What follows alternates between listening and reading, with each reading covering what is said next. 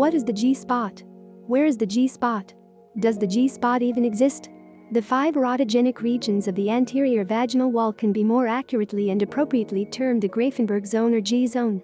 No matter what you call it, the G-spot is a pleasure center, and some vulva owners can achieve an orgasm by stimulating it from inside the vagina.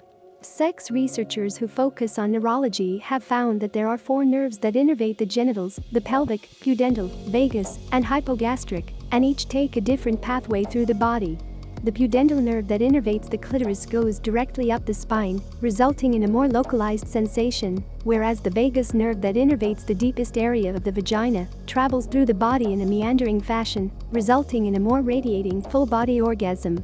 Still, many vulva owners aren't convinced they have a G-spot. When British researchers asked 1,800 vulva owners if they believed they had a G-spot, only 56% said yes, which isn't very encouraging for guys trying to strike orgasm gold with their fingertips. Nevertheless, that doesn't mean you shouldn't try, unless your partner tells you that they prefer you keep things to their external clitoris. Here's how to find and stimulate the G-spot. Make sure to warm up first. First and foremost, make sure your hands are clean and your fingernails are trimmed, because you're going to be putting them in a very sensitive place. Due to its tucked away location, fingers are usually most effective at finding and stimulating the G-spot. Like anything else related to sex, foreplay is paramount. Focus on kissing and caressing your partner's lips, breasts, butt, and other non-genital hot spots for several minutes before getting down to business. The G-spot is composed of tissue that swells when it becomes aroused. If your partner's already turned on, it will be much easier for you to find it and go about pleasing them. Even if your partner is moist from foreplay, a few drops of lubricant might make things more comfortable for them. Your partner won't be able to fully enjoy the experience and reach orgasm without a certain level of focus and calm on their part. Facilitating an environment of trust and attention to sensation is essential. This can mean creating an organized, calming bedroom space for play, being focused and present with your lover, or even coaching them to focus on the sensations they're feeling. How to find their G-spot. Before we get into how to find the G-spot, let's acknowledge the man who found it first. The G-spot was initially described in the 1940s by German researcher Ernst Grafenberg, after whom the spot is named.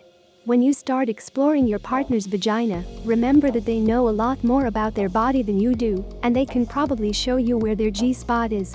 It's about 2 inches inside of the vagina, on the top side of the vaginal wall.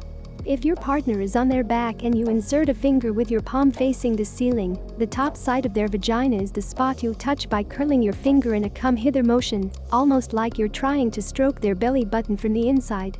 If you're having trouble, have your partner draw their knees back toward their chest to give your fingers better access. You'll know you found it because it will feel like a bean-shaped bump and may be more textured than the surrounding tissue. If you don't find a spongy texture right away, feel around.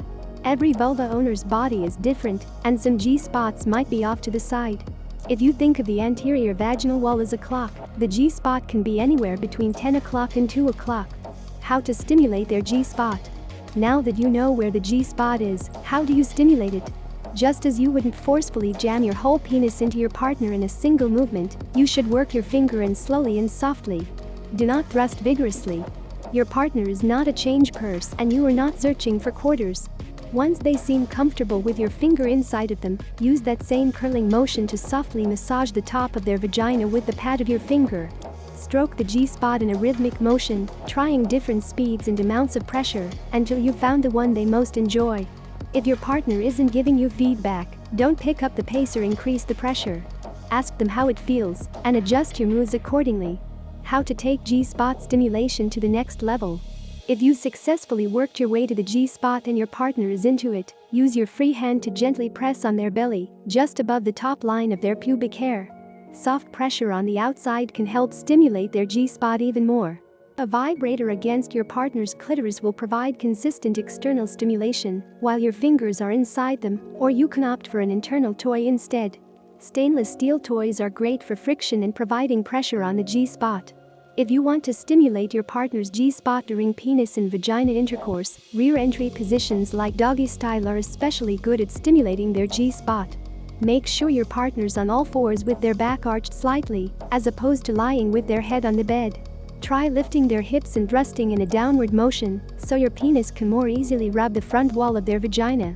Cowgirl and reverse cowgirl allow your partner to be in charge of the penetration speed and angle, while the lotus position, which is when both partners sit face to face and wrap their arms and legs around each other, lets your partner regulate the pressure by leaning forward or leaning back.